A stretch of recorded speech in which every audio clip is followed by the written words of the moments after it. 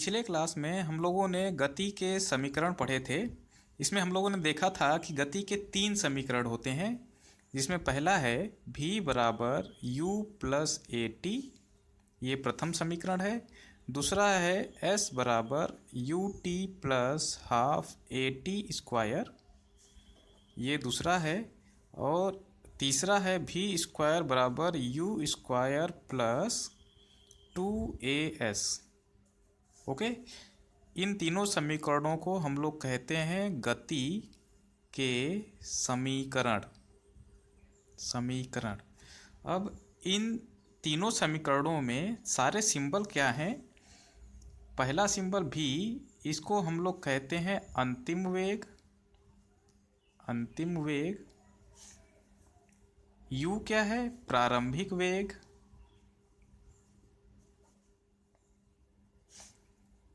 t क्या है? समय।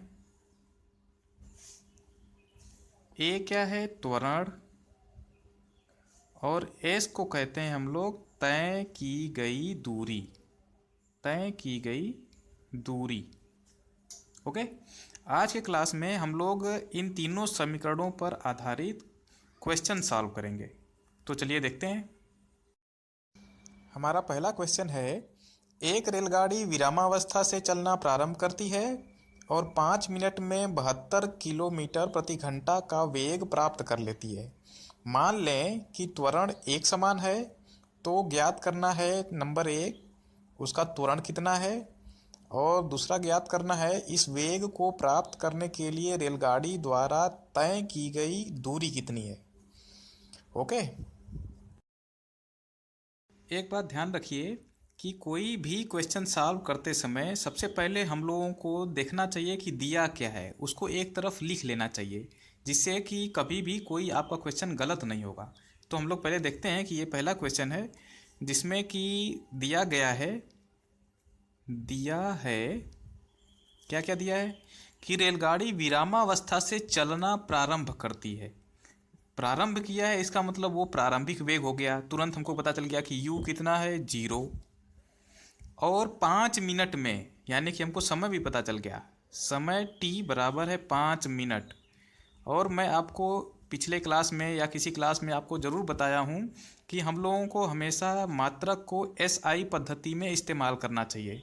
तो समय का SI पद्धति में मात्रक होता है सेकंड, और यहाँ पे दिया कि इसमें मिनट में, तो हम लोग क्या करेंगे, इसको तुरंत सेकंड में बदल लेंगे। तो आपको पता है कि 1 मिनट में जो है 60 सेकंड होते हैं, और यहाँ पे 5 मिनट है, तो कुल कितना सेकंड हो गया?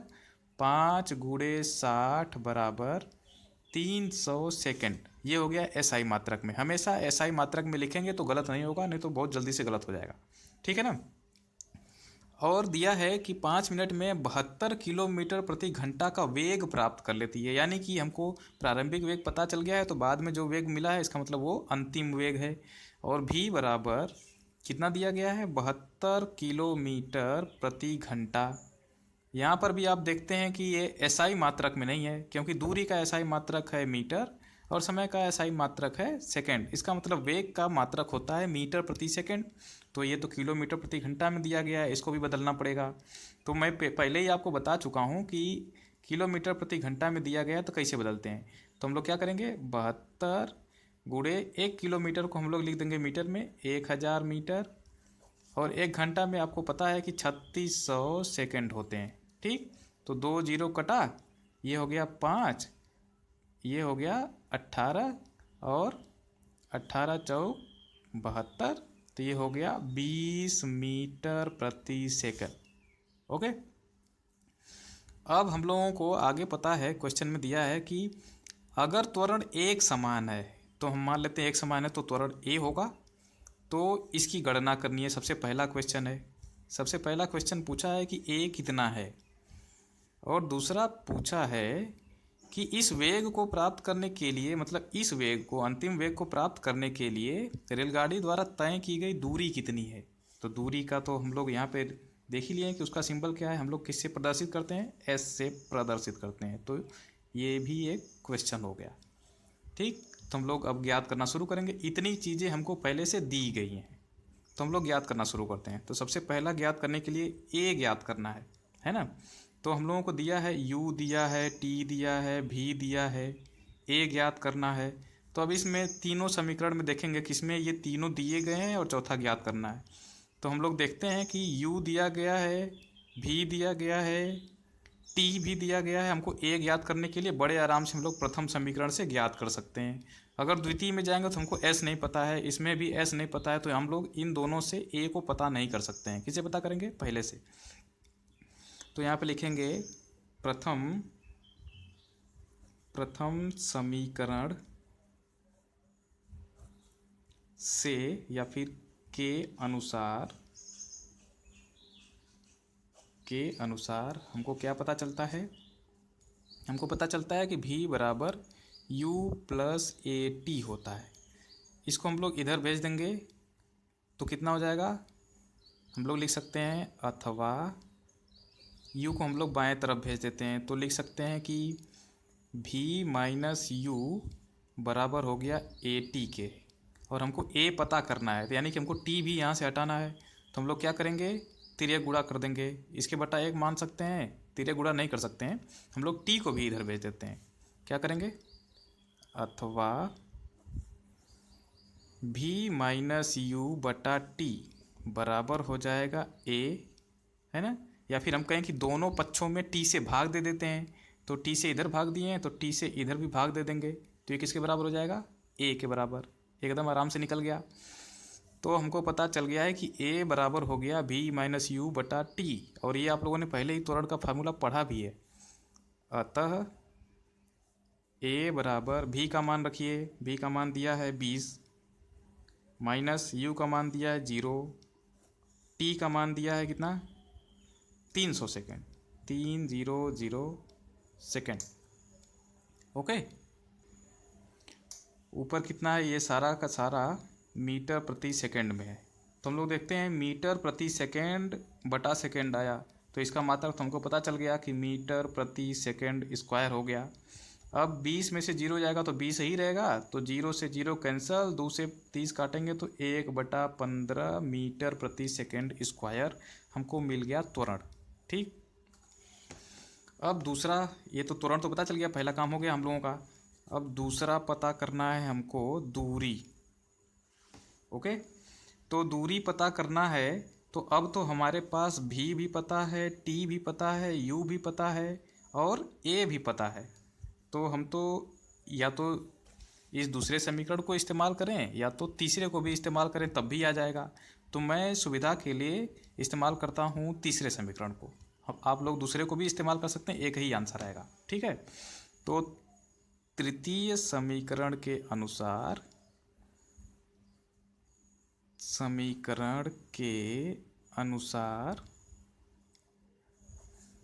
v स्क्वायर बराबर यू स्क्वायर प्लस 2as, इसको इधर भेज दीजिए बाएं तरफ। अथवा हम लोग लिख सकते हैं v square minus you square बराबर 2as। हमको s पता करना है, तो दोनों पक्षों में 2a से भाग दे देंगे। तो दोनों पक्षों में 2a से भाग दे करके हम लोग लिख सकते हैं v square minus you square बटा 2a। इसमें भी 2a से भाग दे देंगे तो बटा 2a हो जाएगा, ये आ जाएगा s, 2a से 2a कट जाएगा, s आ गया। तो हमको ये s ही पता करना है।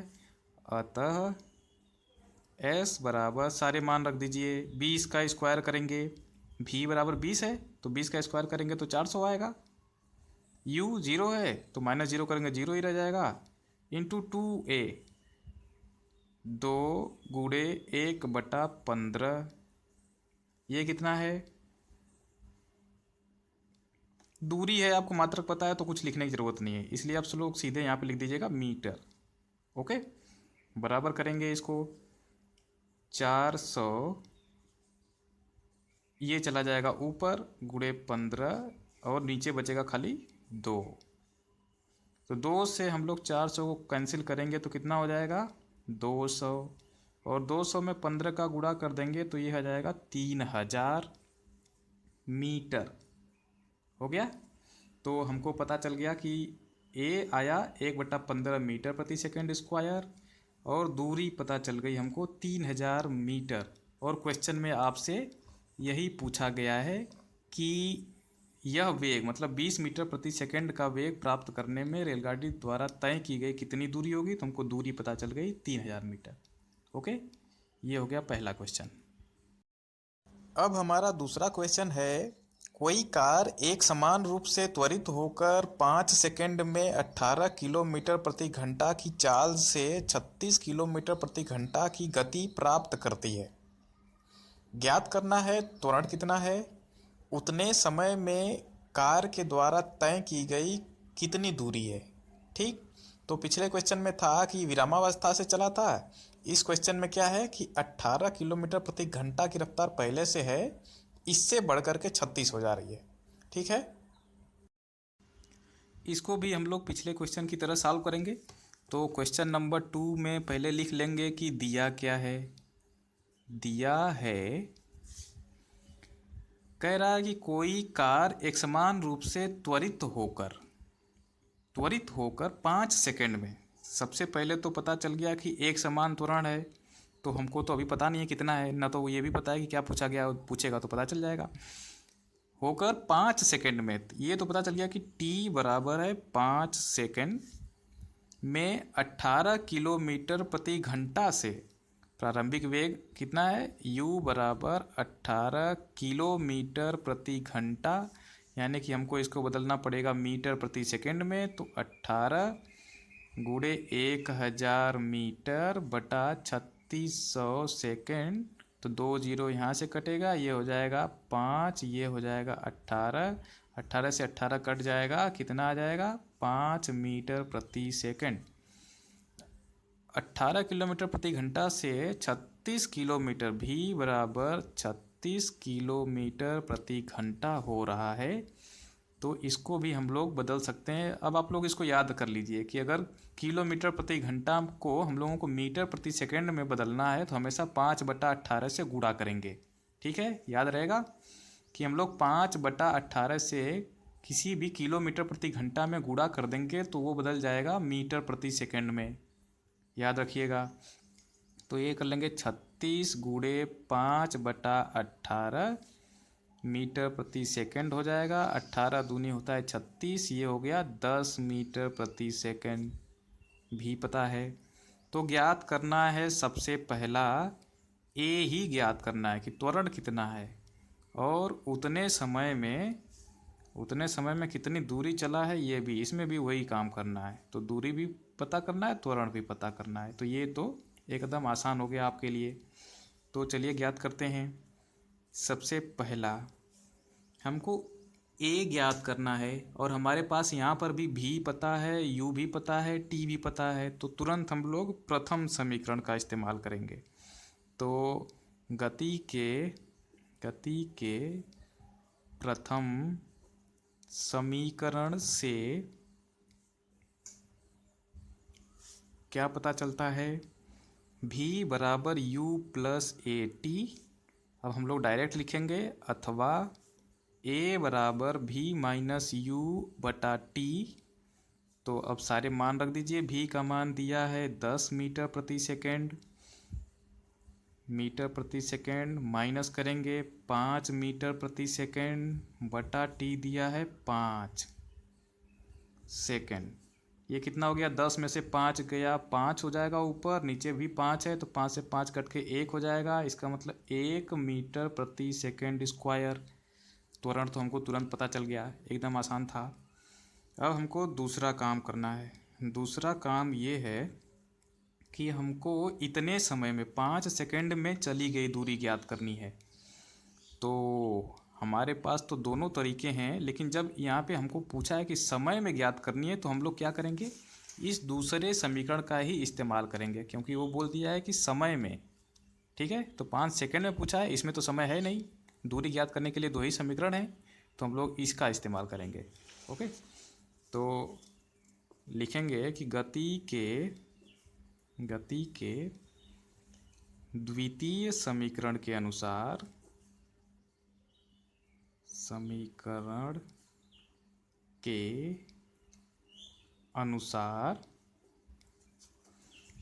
क्या होगा, s बराबर u t plus half a t square.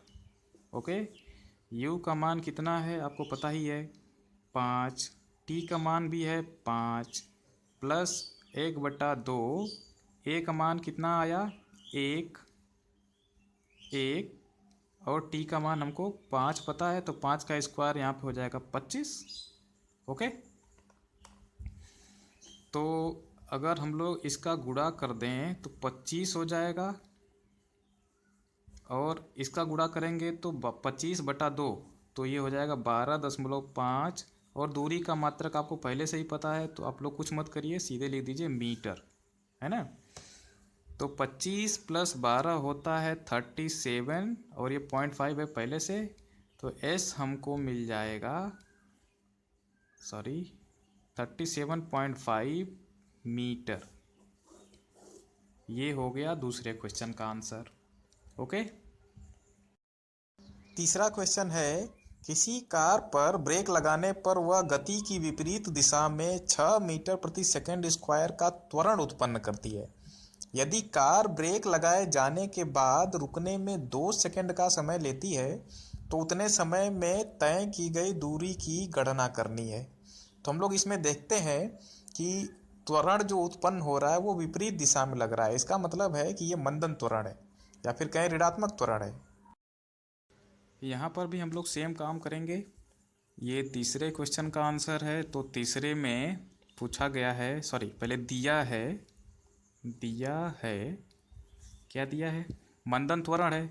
तो सबसे पहले विपरीत दिशा में 6 मीटर प्रति सेकंड स्क्वायर का त्वरण लगाता है। विपरीत दिशा का मतलब ये मंदन त्वरण है और a का मान इस अवस्था में ऋणात्मक होगा, तो हम लोग लिखेंगे क्या, -6 मीटर पर सेकंड स्क्वायर।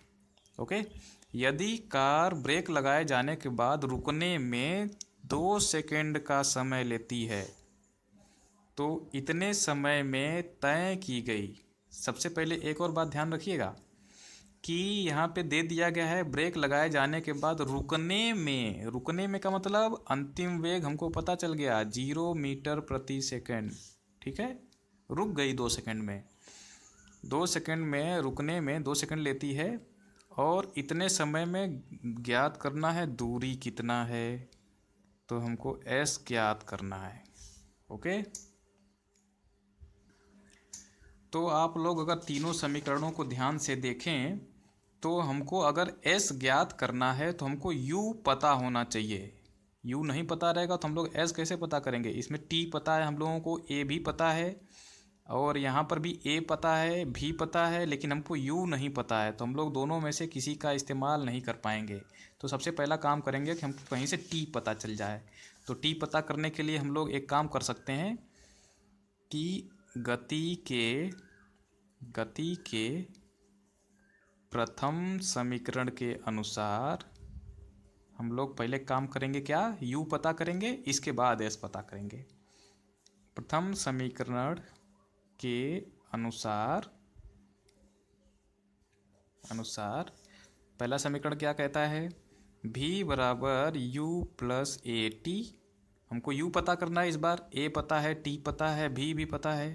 ठीक, तो हम लोग क्या करेंगे, इसको इधर भेज देंगे, अथवा हम लोग लिख सकते हैं जब हमको u पता करना है तो u बराबर हो जाएगा, इसको इधर भेजेंगे तो v - at।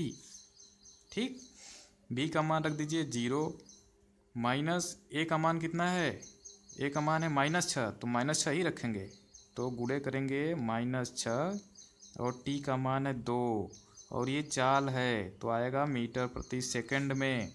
कितना आ गया, ये 6 दूना के 12 मीटर प्रति सेकंड। हमको अब u पता चल गया। ठीक, ये माइनस माइनस का गुणा करेंगे प्लस हो जाएगा, तो ये खाली 12 आएगा। ठीक है, तो अब आगे काम हमारा है s पता करना है। अब गति के दूसरे को भी इस्तेमाल कर सकते हैं, तीसरे को भी इस्तेमाल कर सकते हैं। मैं इस्तेमाल करता हूँ दूसरे को। द्वितीय समीकरण के अनुसार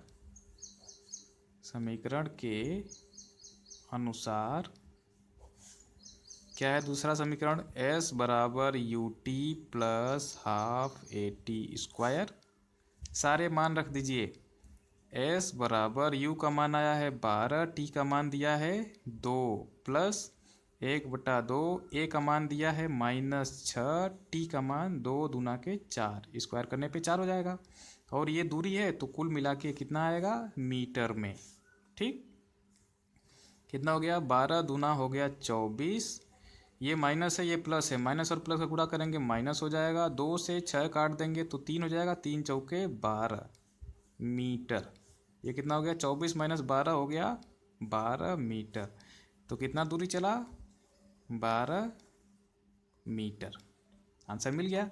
यानी कि रुकने के पहले ये 12 मीटर चलेगा, ब्रेक लगाया, रुकने में कुछ तो टाइम लगा ना, तो 2 सेकंड टाइम लगा था बताया है, तो 2 सेकंड में वो कितना दूर चला जाएगा 12 मीटर चला जाएगा। ठीक है, अब हम लोग इस पाठ के आखिरी टॉपिक पे पहुंच गए हैं। तो आखिरी टॉपिक क्या है, एक समान वृत्तीय गति, इसको इंग्लिश में कहते हैं यूनिफॉर्म सर्कुलर मोशन।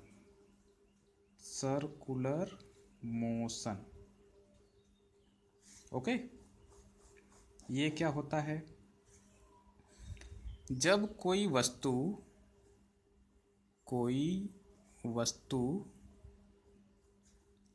एक निश्चित बिंदु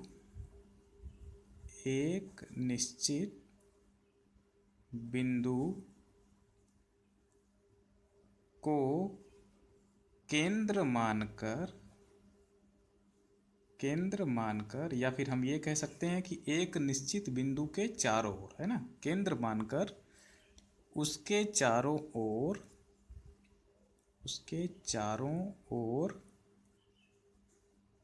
वृत्तीय पथ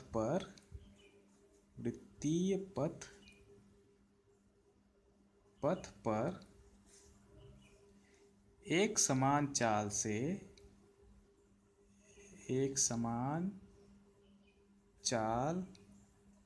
से गति करती है तो उसकी गति एक समान वृत्तीय गति कहलाती है। एक समान, इसमें नाम ही है एक समान वृत्तीय गति।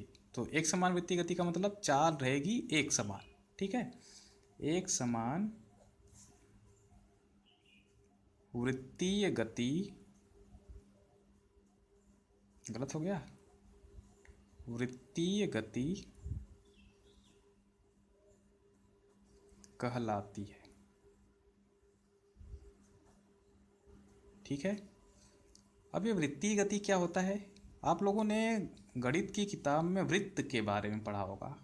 वृत्त क्या है, गोल जैसा दिखता है ना, जिसकी किसी केंद्र से दूरी हमेशा समान रहती है। ठीक है, वृत्त क्या होता है, अगर परिभाषा में आप लोग देखेंगे तो आप लोग पढ़ेंगे कि उन बिंदुओं का बिंदुपथ जिसकी कि किसी बिंदु से दूरी हमेशा समान होती है वृत्त कहलाता है। आप लोग मैथ में पढ़िएगा तो आप लोग अच्छे से पढ़ेंगे, तो आपको पता चल गया कि वृत्त में हम लोगों को गति करना है लेकिन एक समान चाल से, तो वो गति कहलाएगी वृत्तीय गति। तो अब हम लोग एक फार्मूला इसमें लिखेंगे,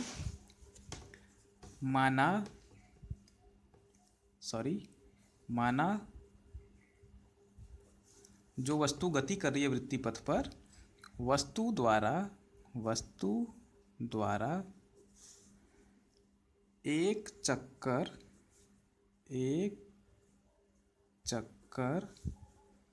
पूरा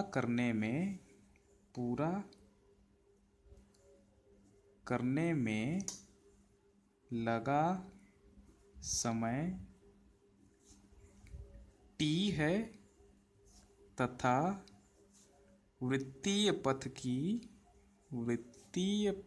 की त्रिज्या r है। ओके, तो वस्तु द्वारा एक एक चक्कर पूरा करने में तय की गई दूरी s बराबर कितना आएगा? वृत्त की परिधि के बराबर। वृत्त की परिधि है ना।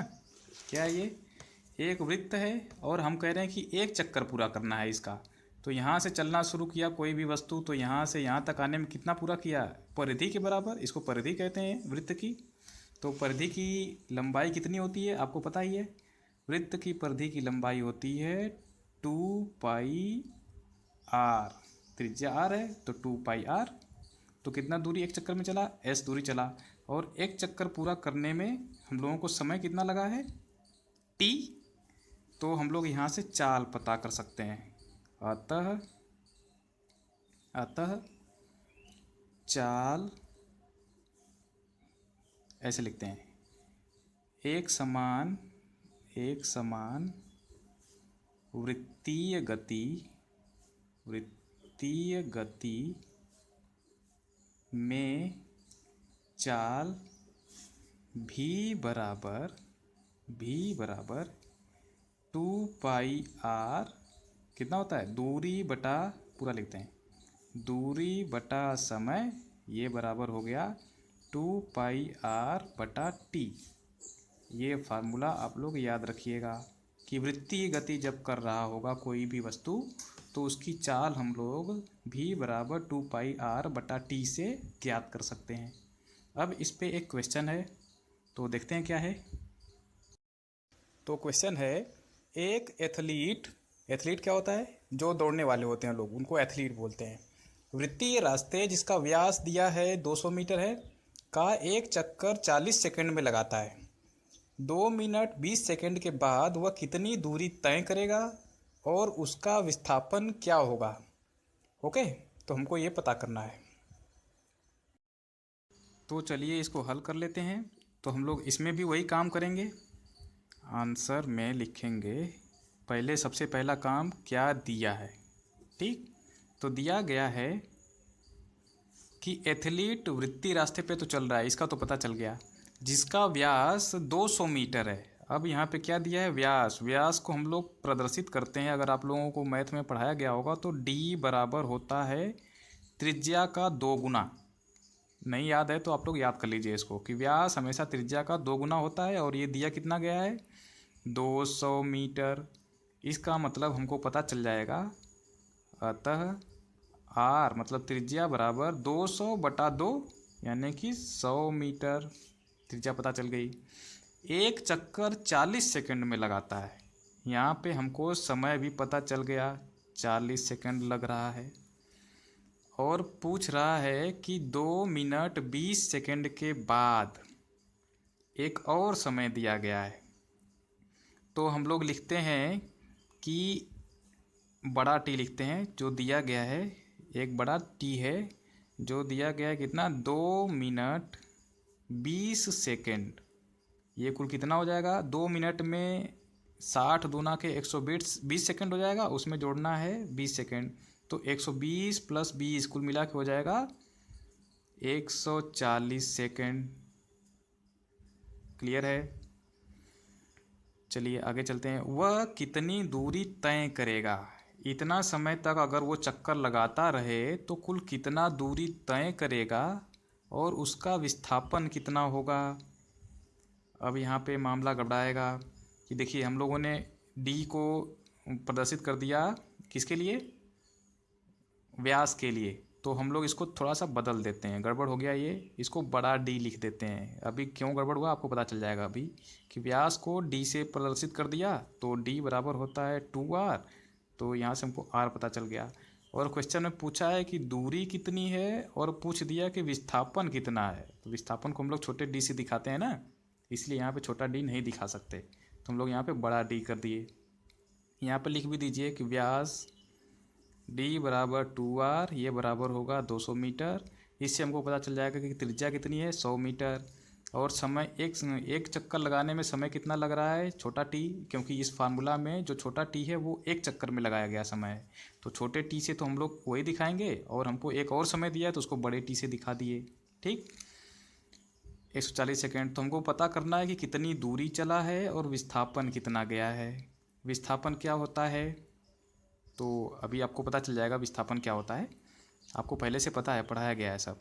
तो हमको ज्ञात करना है दूरी, तो दूरी ज्ञात कर सकते हैं कैसे, दूरी बराबर देखिए 2πr, है ना। तो सबसे पहले तो ये पता चलना चाहिए कि कितना चक्कर लगाया है, क्योंकि ये 40 सेकंड में एक चक्कर लगा रहा है, तो 140 सेकंड में कितना चक्कर लगाया है। तो हम लोग लिखेंगे लगाए गए चक्करों की संख्या।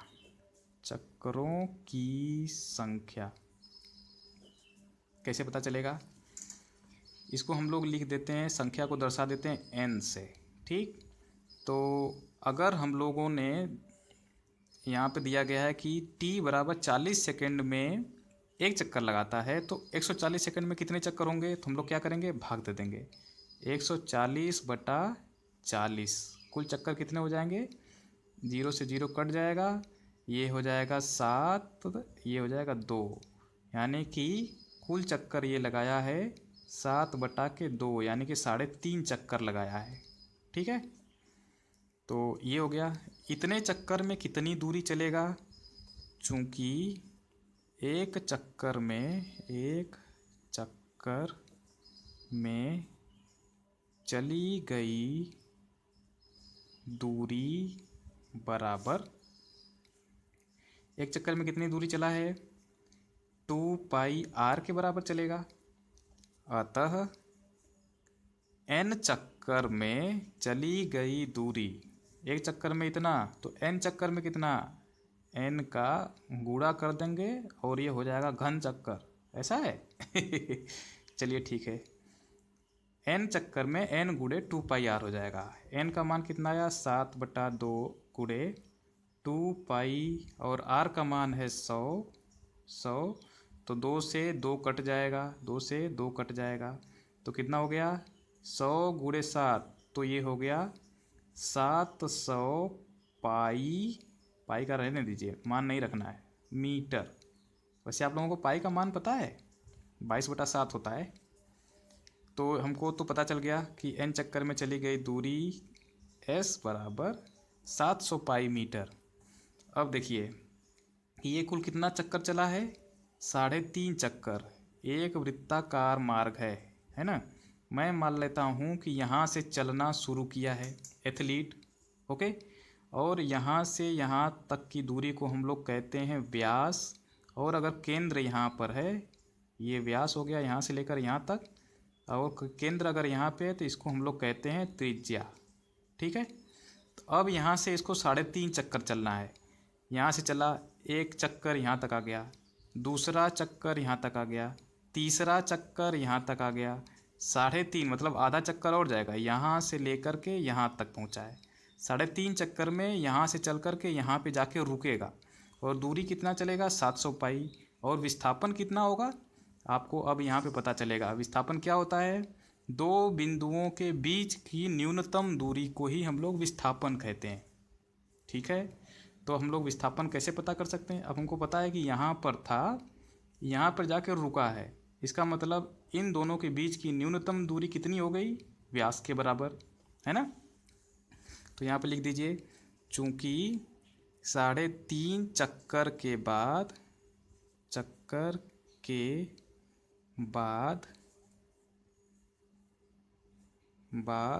प्रारंभिक एवं अंतिम स्थितियों के बीच की दूरी व्यास के बराबर होगी। अतः विस्थापन D बराबर बड़ा D, कितना है ये 200 मीटर आंसर। ओके, अब आप लोग इसको, इस चैप्टर को अच्छे से पढ़िएगा क्योंकि ये चैप्टर अब समाप्त हो गया है। अगले क्लास में हम लोग अगला चैप्टर शुरू करेंगे। ठीक है।